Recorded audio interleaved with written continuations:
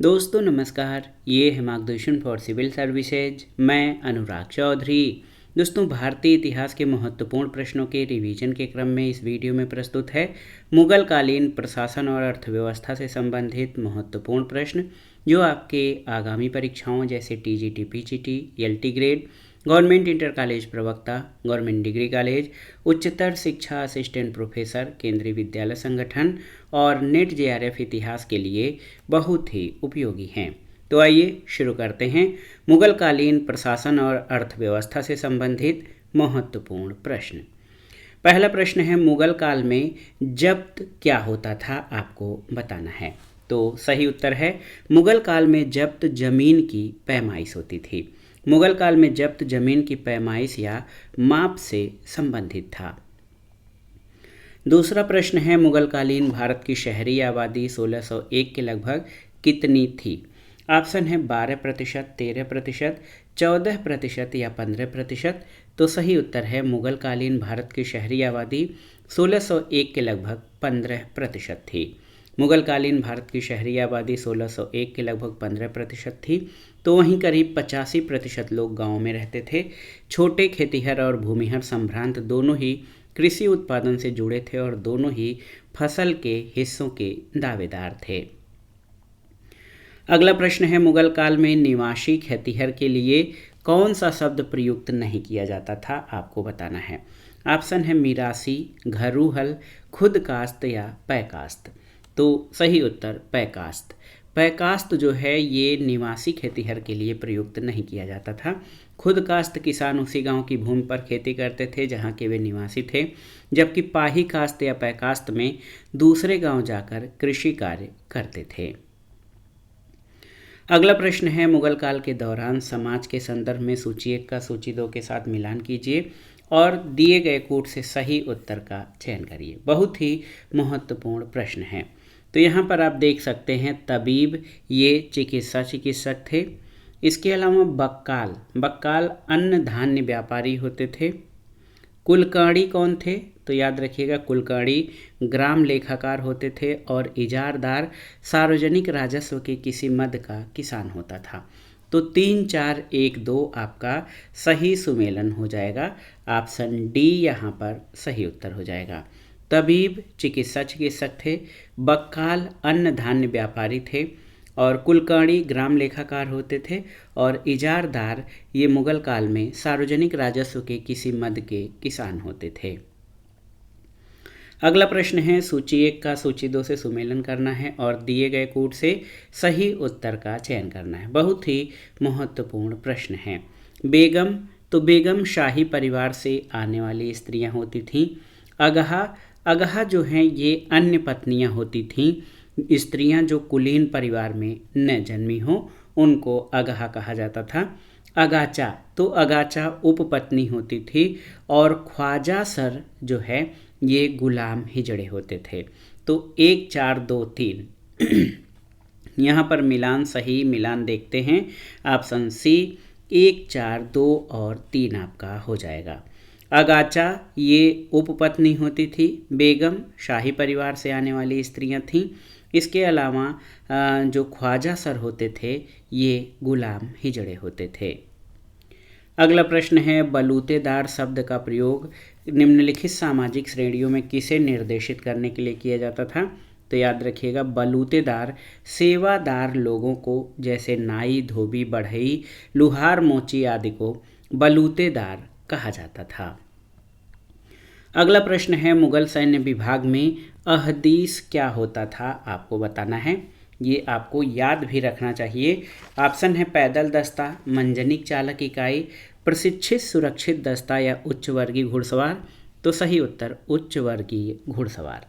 याद रखिएगा, मुगल सैन्य व्यवस्था में अहदीस उच्च वर्गीय घुड़सवार को कहा जाता था। बरगीर केंद्रीय घुड़सवार को कहा जाता था। पैदल सैनिकों को अहिशाम और शेहबंदी में विभाजन किया गया था। खिदमतिया अपराधी प्रवृत्ति के लोग थे जो शाही महल के आसपास सुरक्षा के लिए नियुक्त होते थे।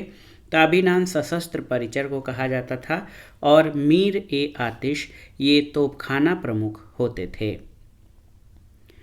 अगले प्रश्न पर आते हैं, अकबर के काल में दीवाने बयूतात किसका प्रभारी होता था?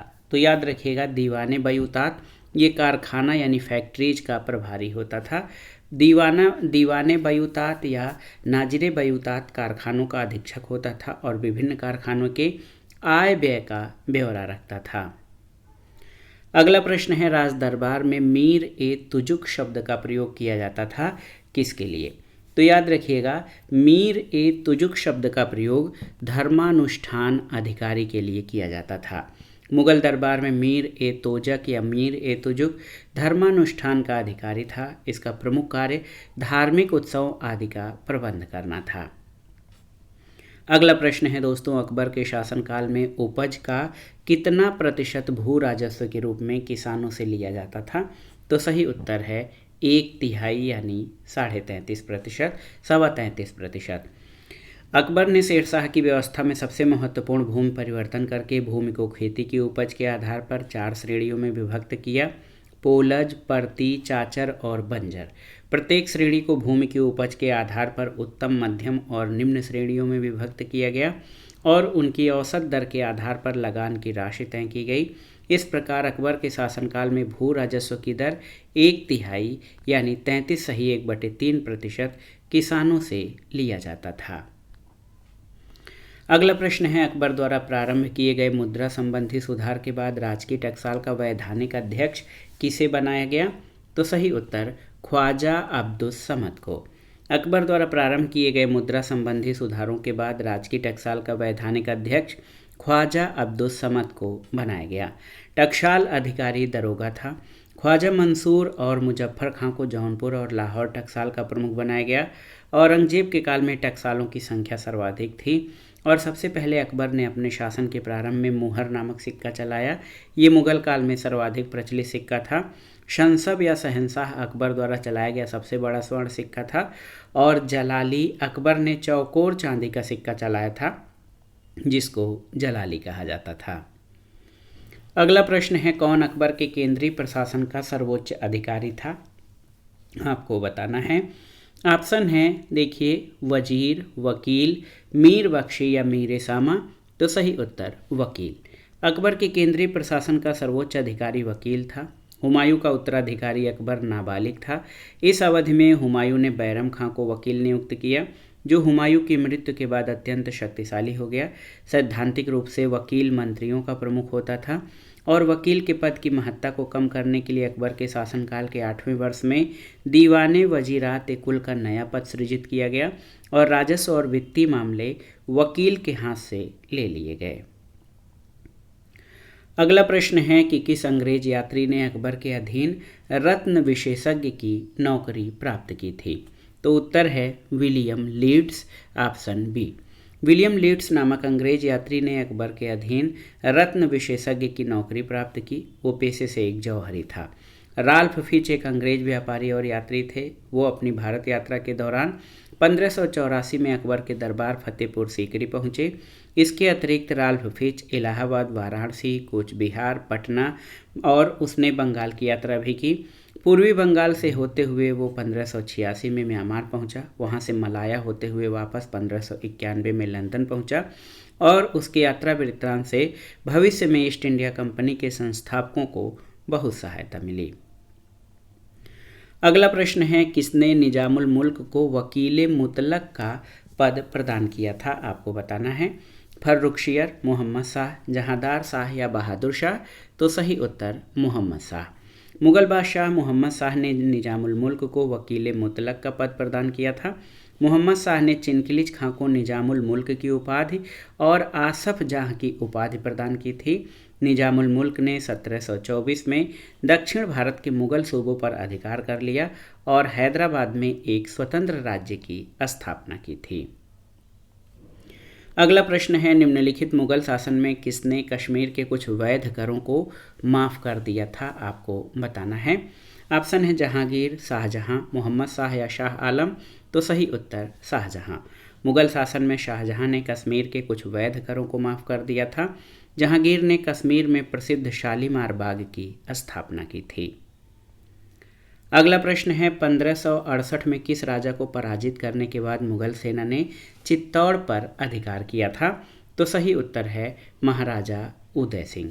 1568 में महाराणा उदय सिंह को पराजित करने के बाद मुगल सेना ने चित्तौड़ पर अधिकार कर लिया।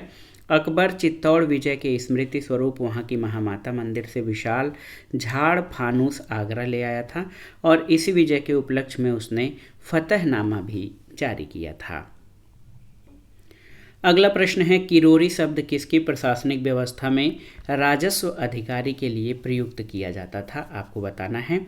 अलाउद्दीन खिलजी, मोहम्मद बिन तुगलक, शेरशाह या अकबर? तो सही उत्तर है अकबर। किरोरी शब्द अकबर की प्रशासनिक व्यवस्था में राजस्व अधिकारी के लिए प्रयुक्त किया जाता था।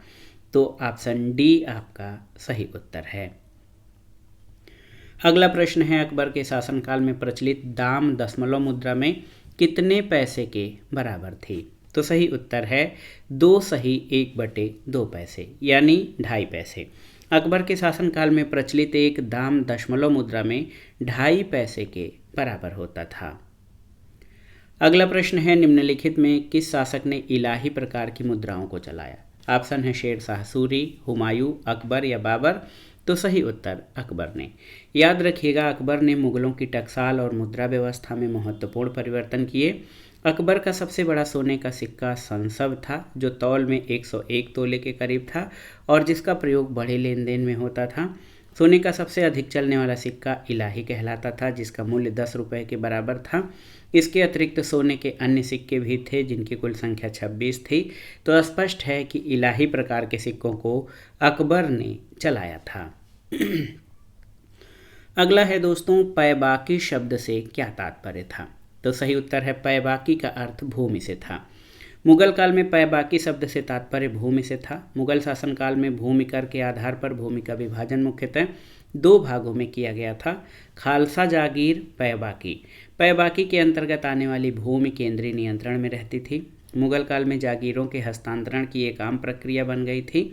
ऐसे हस्तांतरणों के समय यह भूमि केंद्र की देखरेख में रहती थी और इसे पैबाकी कहा जाता था। इसके अतिरिक्त कुछ कर्मचारियों को जब उनके बंधे कार्यों के अतिरिक्त कुछ अन्य कार्य सौंपे जाते थे तो उन्हें पारितोषिक स्वरूप कुछ जमीन दी जाती थी, जिस पर लागू कर को वो वसूल कर सकते थे।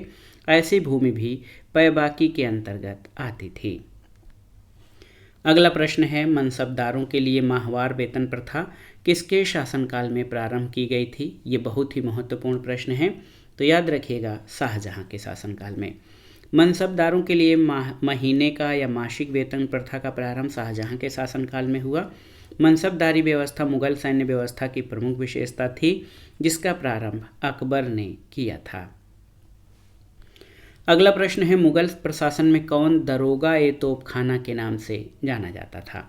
तो यहाँ पर आप जान लीजिए मीर आतिश। मुगल प्रशासन में तोपखाने का विभाग 2 भागों में बटा था, जिनसी और दस्ती। जिनसी में भारी तोपें शामिल होती थीं, दस्ती में हल्की तोपें, और तोपखाना विभाग के प्रमुख को मीर ए आतिश या दरोगा ए तोपखाना कहा जाता था। अगला प्रश्न है, मुगल सैन्य व्यवस्था में दाखिली कौन थे? आपको बताना है। पूरक सिपाही, प्रतिष्ठित सिपाही, बादशाह के सिपाही या मनसबदार के अस्थाई सिपाही? तो सही उत्तर क्या हो जाएगा? ये पूरक सिपाही होते थे दाखिली। याद रखिएगा दोस्तों, मुगल सेना 3 श्रेणियों में विभाजित थी, मनसबदारों के सैनिक, अहदी सैनिक और दाखिली सैनिक। दाखिली सैनिक पूरक सिपाही होते थे। इनकी नियुक्ति बादशाह द्वारा की जाती थी, किंतु इन्हें मनसबदारों वाली सेना के नेतृत्व में रखा जाता था। 2 दाखिली सैनिकों के बीच एक घोड़ा होता था और अहदी सैनिक बादशाह के अंगरक्षक के रूप में कार्य करते थे। अन्य सैनिकों की तुलना में इनका वेतन अधिक था। अगला प्रश्न है, मुगल काल में गृह विभाग का प्रधान अधिकारी कौन होता था? आपको बताना है। तो सही उत्तर खाने सामा। मुगल काल में गृह विभाग का प्रधान अधिकारी खाने सामा होता था। इसका कार्य शाही रसोई घर और राजमहल की अन्य आवश्यकताओं की व्यवस्था करना था। यह शाही परिवार के संपूर्ण व्यय का ब्यौरा रखता था और राजमहल के सभी कर्मचारी इसके नियंत्रण में कार्य करते थे। मुगल काल में ये पद बहुत महत्वपूर्ण समझा जाता था। गृह विभाग के प्रधान अधिकारी खाने सामा को मीरे सामा भी कहा जाता था। प्रायः मीरे सामा ही वजीर के पद पर नियुक्त किए जाते थे और मुगल साम्राज्य में वकील के बाद दूसरा महत्वपूर्ण अधिकारी वजीर था, जो दीवान के नाम से जाना जाता था। अगला प्रश्न है, मुगल काल में निम्नलिखित अधिकारियों में कौन सा एक कारखाना से संबंधित था, आपको बताना है। तो कारखाना अभी हमने पढ़ा है दीवाने बयूतात।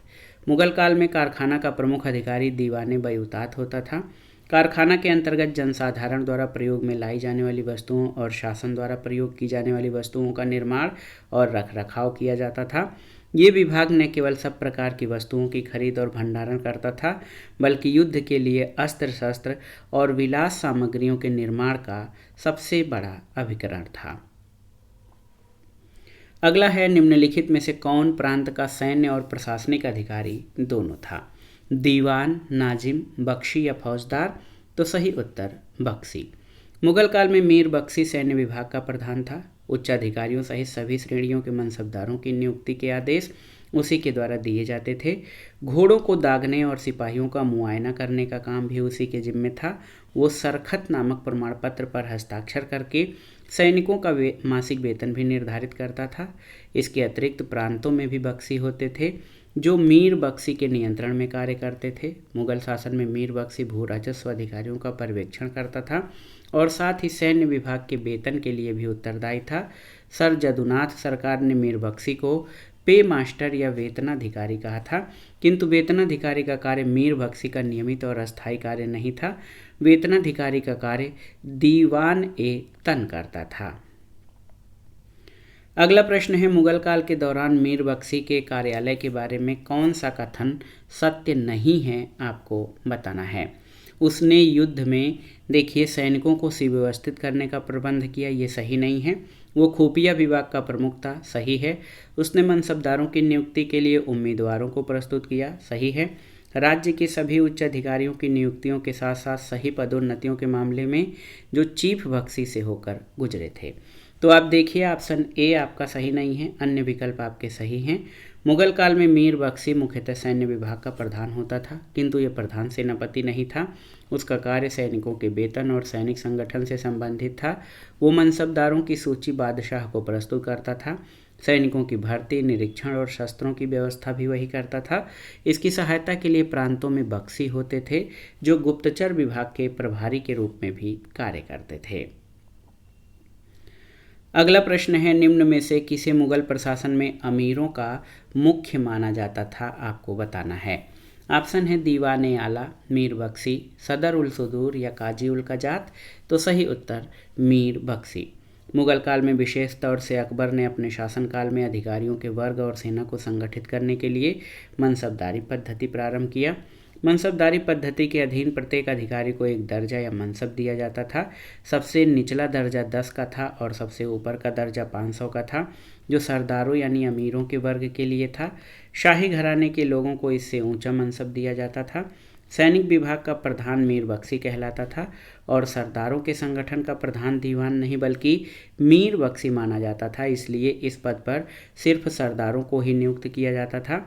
मनसबदारी पर नियुक्ति या तरक्की के लिए सिफारिश मीर बख्शी के जरिए की जाती थी और राजा के सिफारिश स्वीकार कर लेने पर वो पुष्टि के लिए दीवान के पास भेजी जाती थी, जो नवनियुक्त मनसबदार के नाम जागीर भी आवंटित करता था।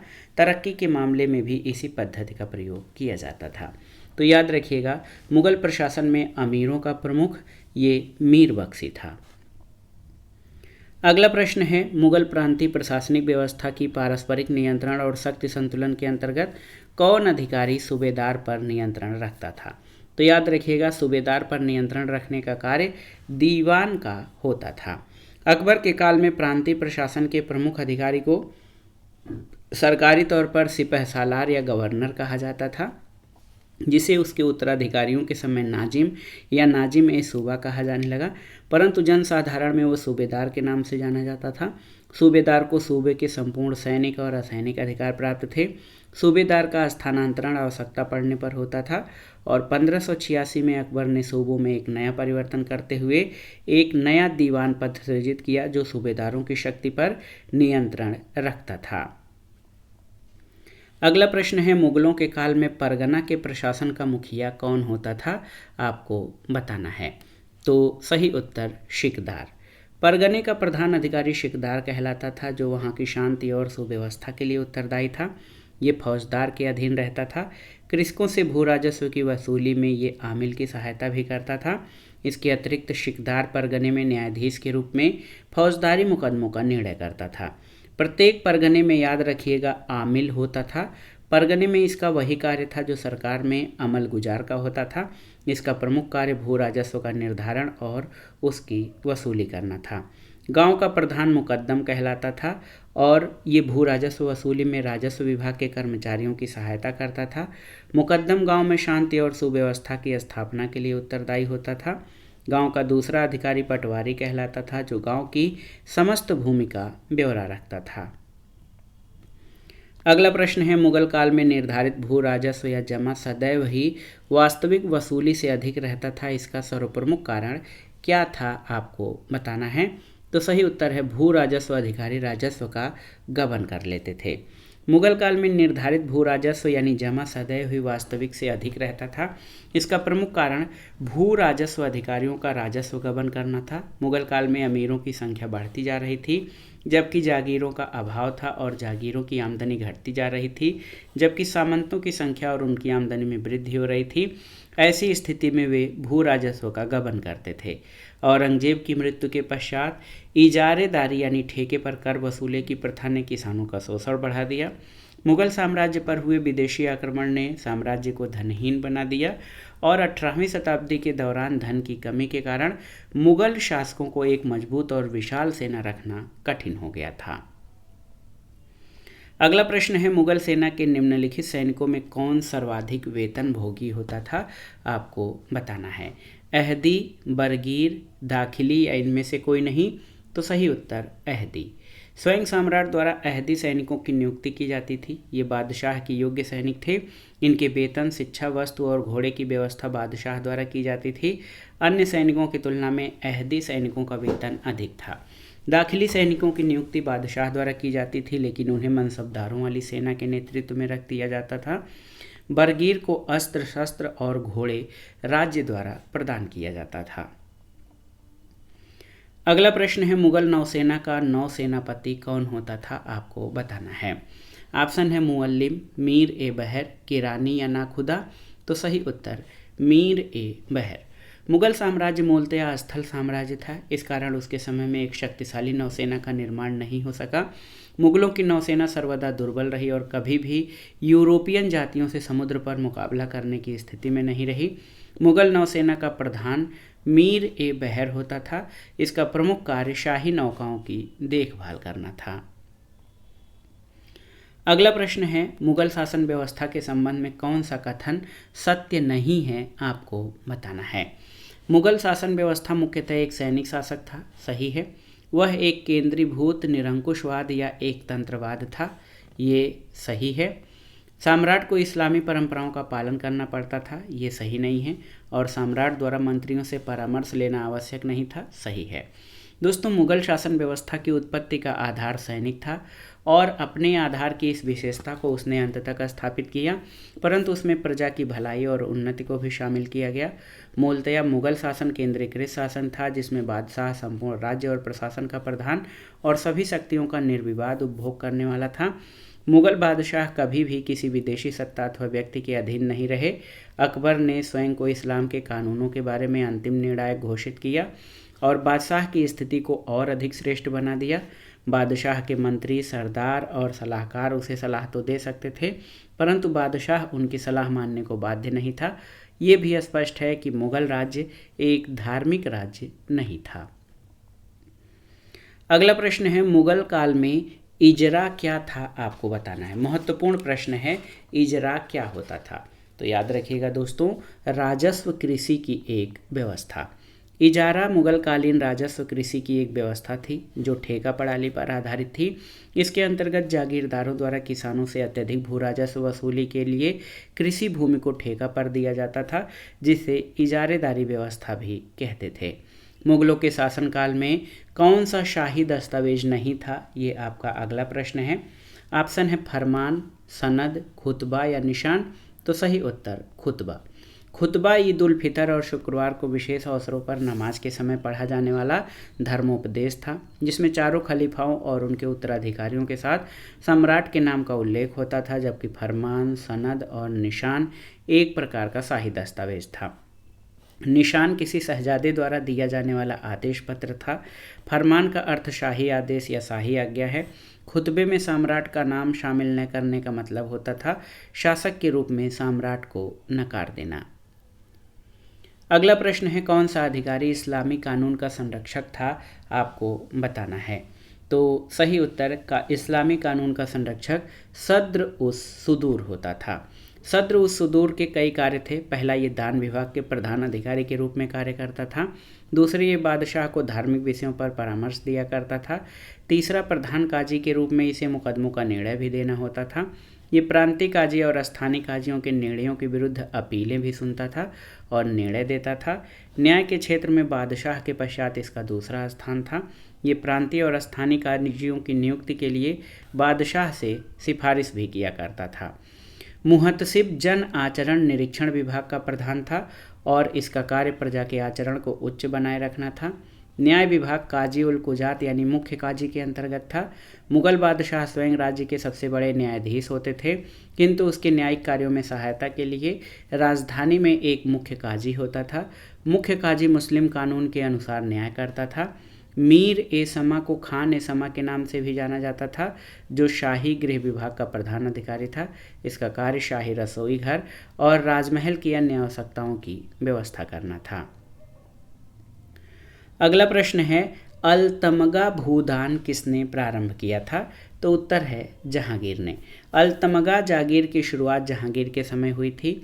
यह एक सरकारी अनुदान के रूप में केवल उन्हीं को दी जाती थी जिन परिवारों पर बादशाह की विशेष कृपा होती थी। चौधरी और कानूनगो प्रत्यक्षतः भू राजस्व प्रशासन से संबंधित अधिकारी थे। इनके पद कमोवेश पुश्तैनी होते थे। मुगल प्रशासनिक शब्दावली में माल शब्द भू राजस्व से संबंधित था और मुगल प्रशासन में विद्वानों और धार्मिक लोगों को दी जाने वाली राजस्व मुक्त अनुदान भूमि को मदद ए माश कहा जाता था। इसको सयूरगल भी कहा जाता था। अगला प्रश्न है, मुस्लिम कानूनों का प्रतिपादन करने के लिए कौन उत्तरदायी था, आपको बताना है। तो सही उत्तर मुफ्ती। मुफ्ती अरबी न्यायशास्त्र का विद्वान होता था और ये मुसलमानी कानून की व्याख्या करते थे। अगला प्रश्न है, वे अमीर जिनके पूर्वज मुगल शासन में पहले ही सेवारत होते थे, वे क्या कहलाते थे? तो सही उत्तर आप जान लीजिए कि शेख ज़्यादा भारतीय मुसलमानों के लिए प्रयुक्त होने वाला एक आम शब्द था, जबकि खान खाना एक उपाधि थी। और आप जान लीजिए कि खान खाना की उपाधि जो है बैरम खां के पुत्र अब्दुल रहीम को दी गई थी। मिर्ज़ा तैमूरी अभिजात्य वर्गीय उपनाम था और इस प्रकार इस प्रश्न का उत्तर ये शेख ज़्यादा मिर्ज़ा खान खाना में से कोई नहीं है। तो सही उत्तर ऑप्शन डी हो जाएगा। अगला प्रश्न है, 500 से 2500 से कम की जात वाले मनसबदारों को क्या कहा जाता था? और ऑप्शन है मनसबदार, अमीर, अमीर ए उम्दा या उम्दा ए आजम। तो सही उत्तर अमीर हो जाएगा। 500 से नीचे के जात वाले मनसबदार ही कहलाते थे। 500 से 2500 तक के मनसबदारों को अमीर पुकारा जाता था और 2500 से ऊपर के मनसबदारों को अमीर ए आजम कहा जाता था। सैनिक अधिकारियों में सर्वाधिक प्रतिष्ठा का पद खान ए जमा और उसके पश्चात खान ए खाना का था। अगला प्रश्न है, किस शासक के समय झरोखा दर्शन बंद हो गया था, आपको बताना है। तो सही उत्तर झरोखा दर्शन जो है ये किसके समय में? औरंगजेब के समय में बंद हुआ। ये आप जान लीजिए दोस्तों, बहुत ही महत्वपूर्ण प्रश्न है। दिल्ली में औरंगजेब के नाम का खुतबा पढ़ा गया, तभी से उसका धार्मिक झुकाव प्रकट होने लग गया था। इस्लामी अस्मिता को संरक्षित रखने के लिए उद्यत कट्टरपंथी वर्ग को शांत करने के लिए औरंगजेब को कुछ उपाय करने पड़े, जैसे सिक्कों पर कलमा के प्रयोग की पाबंदी, इलाही कैलेंडर के प्रयोग पर रोक, टीका और तुलादान समारोहों की समाप्ति, झरोखा दर्शन पर पाबंदी, भांग, चरस और अन्य नशीले पेय पदार्थों की बिक्री पर रोक, सती होना न चाहने वाली हिंदू विधवाओं को जलाए जाने की मनाही, सार्वजनिक संगीत समारोह और नवरोज मनाने पर पाबंदी। ये सभी आप जान लीजिए कि बहुत ही महत्वपूर्ण रहे हैं। तो ये आप जान लीजिए कि झरोखा दर्शन औरंगजेब के समय से बंद हो गया था। अगला प्रश्न है, किस भारतीय शासक की प्रशासन प्रणाली में महतरफा और जकात का सीमा शुल्क लगाया गया था? तो सही उत्तर मराठा। मराठों द्वारा महतरफा और जाकत नामक सीमा शुल्क लगाया गया था। अगला प्रश्न है, भूमि पैमाइश के संदर्भ में भाओली का अर्थ क्या है? ऑप्शन है तैयार अनाज का अल्प भाग, ऑप्शन बी है प्रति इकाई क्षेत्रफल के आधार पर उत्पादित फसल का एक अनुपात निश्चित करना, ऑप्शन सी है भाग निर्धारित करने की जटिल विधि, और डी है इनमें से कोई नहीं। तो मुगल काल में भू राजस्व निर्धारण की प्रमुख प्रणाली बटाई अथवा गल्ला बख्शी थी। इसे भाओली कहा जाता था। ये प्रणाली सिंध, काबुल के कुछ भाग, कंधार और कश्मीर में लागू थी। इस प्रणाली के अंतर्गत फसल का किसान और राज्य के बीच एक निश्चित अनुपात में बंटवारा किया जाता था। इसमें उपज के 1/3 भाग पर राज्य का अधिकार होता था। अकबर के समय में भूमि को उपज के आधार पर 4 श्रेणियों में बांटा गया: पोलज, परती, चाचर और बंजर। अकबर ने भूमि की माप के लिए अपने शासन के 31वें वर्ष 1586-87 में सिकंदरी गज, ये 41.5 अंगुल या 30 इंच के स्थान पर इलाही गज यानी 41 अंगुल या 33 इंच का प्रयोग किया था। अगला प्रश्न है, जागीरदारी संकट को किस इतिहासकार ने मुगल साम्राज्य के पतन का कारण बताया है? ये बहुत ही महत्वपूर्ण प्रश्न है। तो सही उत्तर सतीश चंद्र ने। प्रोफेसर सतीश चंद्र ने जागीरदारी संकट को मुगल साम्राज्य के पतन का सबसे महत्वपूर्ण कारण बताया है। जागीरदारों द्वारा किसानों से लगान वसूली के लिए इजारेदारी व्यवस्था लागू की गई, जिससे अत्यधिक लगान वसूली के कारण किसानों की स्थिति दयनीय हो गई। वे भूमि छोड़कर भागने लगे। इसने जमींदारों को प्रत्यक्ष रूप से प्रभावित किया, क्योंकि जमींदार का संबंध जमीन और किसानों से पुश्तैनी था। किसानों को हद से ज़्यादा दबाया जाना जमींदारों के लिए हानिकारक था। सबल जमींदारों ने इस स्थिति का मुकाबला करने के लिए हथियार उठा लिए। परिणाम स्वरूप मुगल सरकार की आर्थिक, राजनीतिक और सैनिक शक्ति टूटती चली गई। अगला प्रश्न है, विश्व प्रसिद्ध कोहिनूर हीरो को किस खदान से प्राप्त किया गया था? तो सही उत्तर गोलकुंडा खदान, ऑप्शन बी। विश्व प्रसिद्ध कोहिनूर हीरो को आंध्र प्रदेश के गोलकुंडा खदान से प्राप्त किया गया। यह कई मुगल और फारसी शासकों से होता हुआ अंततः ब्रिटिश शासन के अधिकार में लिया गया है। अगला प्रश्न है, जरीब क्या था? तो जरीब जो है ये भूमि मापक यंत्र होता था, और ये एक प्रकार का फीता या चेन होती है जिसमें लोहे या इस्पात से बनी कड़ियाँ एक दूसरे के छल्लों द्वारा जुड़ी होती हैं। जरीब में इसके कुल नाप के 10वें अंश के बराबर की माप का एक गट्टा भी लगा होता है। मीट्रिक जरीब में 20 सेंटीमीटर लंबाई वाली 100 कड़ियाँ होती हैं और ये 20 मीटर लंबी होती है। अगला प्रश्न है, और इस वीडियो का आखिरी प्रश्न है, मुगल प्रशासन व्यवस्था से कि जब्ती व्यवस्था के अंतर्गत सर्वाधिक उपजाऊ भूमि किस रूप में वर्गीकृत की गई थी? आपको बताना है। पोलज, परती, चाचर या खालसा? तो सही उत्तर पोलज। भू राजस्व के निर्धारण करने के लिए भूमि को उपज के आधार पर 4 वर्गों में विभाजित किया गया, जिन्हें पोलज, परती, चाचर और बंजर का नाम दिया गया। पोलज में प्रतिवर्ष खेती का काम होता था। टोडरमल बंदोबस्त के अंतर्गत यह सर्वश्रेष्ठ भूमि मानी गई थी। जब्ती प्रणाली के अंतर्गत सर्वाधिक उर्वर भूमि को पोलज भूमि के अंतर्गत वर्गीकृत किया गया था। परती भूमि को एक फसल के पश्चात बिना जुताई बुआई के छोड़ दिया जाता था, जिससे कि उसमें उपजाऊ शक्ति आ सके। चाचर वह भूमि थी जो 3 से 5 वर्षों तक बिना कृषि के छोड़ी रखी जाती थी, और बंजर वह भूमि थी जो 5 से अधिक वर्षों तक परती रखी जाती थी। तो दोस्तों, ये था आज का वीडियो। इसमें आपने मुगल कालीन प्रशासन और अर्थव्यवस्था से संबंधित महत्वपूर्ण प्रश्नों को सॉल्व किया। ये प्रश्न आपके आगामी परीक्षाओं के लिए बहुत ही उपयोगी हैं। आप इन प्रश्नों को अच्छे से तैयार कर लीजिए। वीडियो आपको कैसा लगा हमें कमेंट बॉक्स में ज़रूर बताइएगा। वीडियो को लाइक करें, शेयर करें और इस चैनल मार्गदर्शन फॉर सिविल सर्विसेज को सब्सक्राइब करें। वीडियो देखने के लिए धन्यवाद दोस्तों। नमस्कार।